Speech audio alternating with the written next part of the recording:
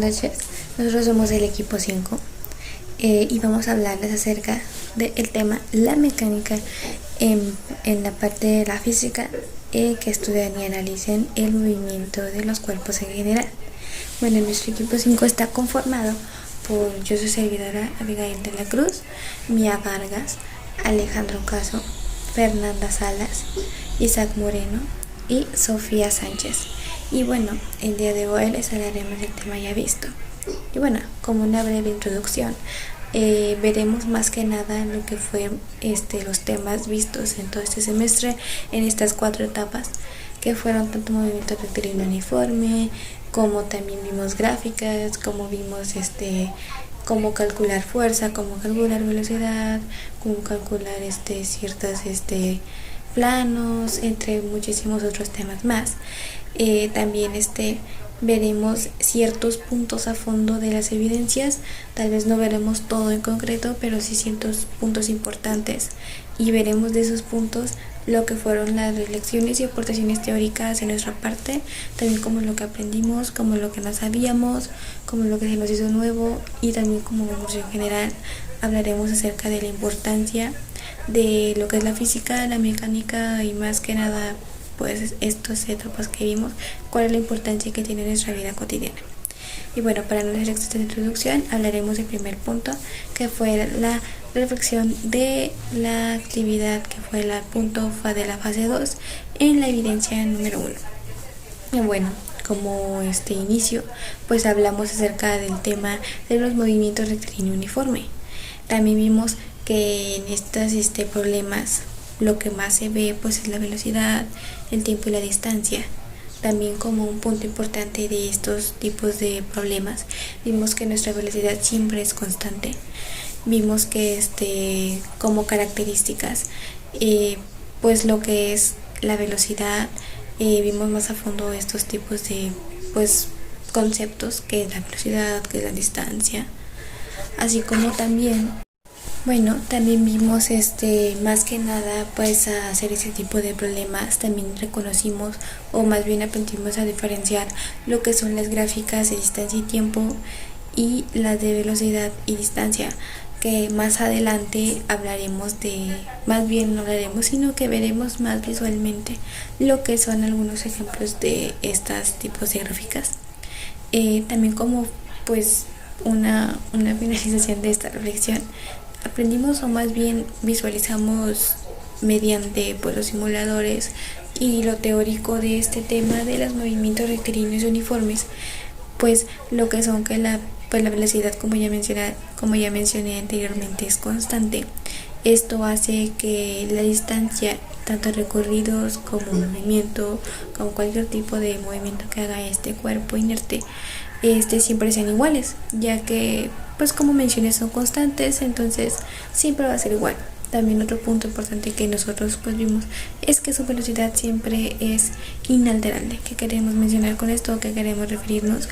Pues que no importa si sea sus sentidos o magnitud, sea por un lado su magnitud sea grande, sea corta, su distancia sea extensa, su sentido sea pues cualquier sentido, siempre nunca se va a alterar esta velocidad. No importa cuál sea la situación, cuál sea el movimiento, cuál sea la magnitud, cuál sea su sentido, nunca va a alterarse, siempre va a ser la misma. Y bueno, en esta siguiente diapositiva vamos a ver pues más visualmente lo que son las gráficas ya mencionadas. Y pues nada, con estos ejemplos terminamos lo que es este punto de las reflexiones de la fase 2 de la evidencia número 1. Y pues ahorita seguimos con nuestro siguiente compañero, que nos explicará el siguiente punto a observar. Hola, muy buenas tardes, días o noches. Mi nombre es Sofía Cecilia Sánchez Hernández, soy integrante del equipo número 5. Yo voy a darle seguimiento a la crítica que les dio anteriormente mi compañera o compañero. Yo voy a hablar sobre el tiro horizontal.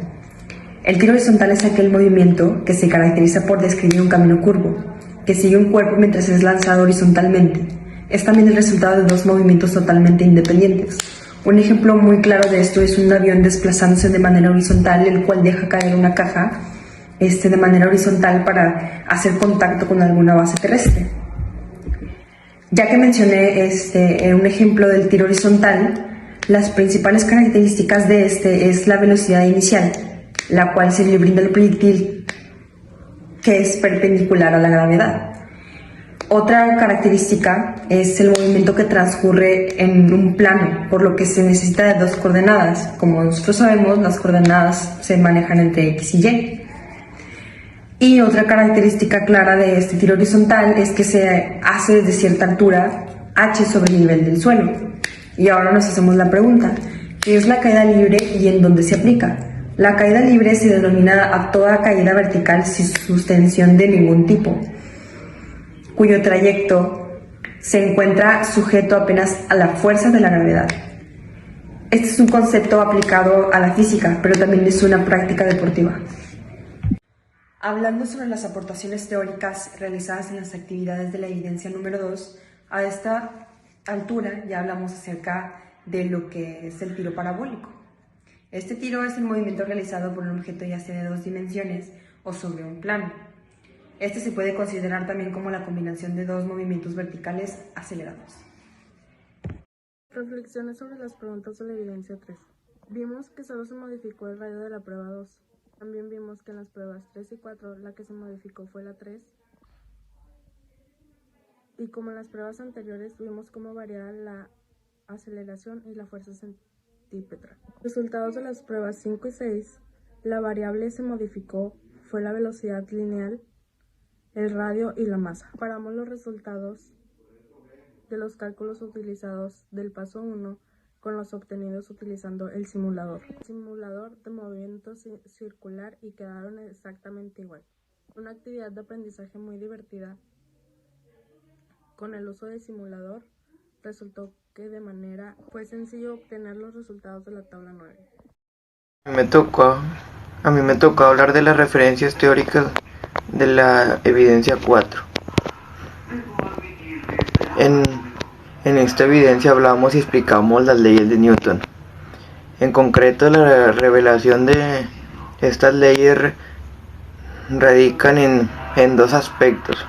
Por un lado, constituyen junto con la transformación de Galileo las bases de mecánica clásica y por otro, al combinar estas leyes de la ley de la gravitacional universal se pueden deducir y explicar las leyes de Kepler sobre el movimiento planetario. Así, las leyes de Newton permiten explicar, por ejemplo, tanto movimiento de los astros como el movimiento de los proyectiles artificiales creados por el ser humano y toda la mecánica de funcionamiento de las máquinas. Su formulación mecánica y fue publicada por Isaac Newton en 1687, en su obra Philosophic Natures, principio matemático. La dinámica de Newton, también conocida como dinámica clásica, solo se cumple en los sistemas de referencia inerciales que se mueven a la velocidad constante de la Tierra, aunque gire y retorne. Se trata como tal a efecto de muchos experimentos prácticos. Solo es aplicable velocidad del cuerpo se va aproximadamente a 3000 kilómetros por segundo, solo que ocurría en los sistemas de referencia no inerciales. Aparece una serie de fenómenos denominados efectos relativistas. En la etapa número 1 aprendimos que el simulador es fundamental, ya que este nos facilita al momento de calcular los vectores en un plano. En la etapa número 2 aprendimos que el tiro parabólico es el movimiento realizado por un objeto en dos dimensiones o en un plano. En esta etapa número 3 aprendimos sobre el uso del simulador, sobre cómo sacar la aceleración y la fuerza centrípeta con su respectiva fórmula y a cómo identificar su proporcionalidad. Por último, en la etapa número 4 aprendimos sobre los conceptos de Newton, sobre cómo medir la fuerza y cómo influye también en nuestra vida cotidiana. Buen día, mi nombre es Mía Vargas Frías y a mí me ha tocado exponer las conclusiones a las que hemos llegado nosotros, el equipo 5. Y bueno, ¿a qué conclusiones hemos llegado? Hemos llegado a la conclusión que la física es bastante importante para el ser humano, ya que nos ha ayudado a comprender de mejor manera los fenómenos naturales de los que nos rodean. Y no solo eso, también hemos podido aplicar este conocimiento a nuestro día a día para poder solucionar los problemas a los que nos enfrentamos de manera más efectiva y así facilitar nuestra vida. Un buen ejemplo de esto sería el estudio del clima. Y bueno, ¿qué es el clima? El clima es una serie de fenómenos físicos que se encuentran en la atmósfera y en la superficie de la Tierra. Y bueno, ¿cómo el estudio de este nos ha ayudado a nuestra vida cotidiana? Bueno, nos ha ayudado bastante para poder crear las predicciones climatológicas, las cuales nos ha ayudado bastante a planear nuestro día y así ahorrar más tiempo. Y bueno, con esto terminamos nuestro día. Muchas gracias.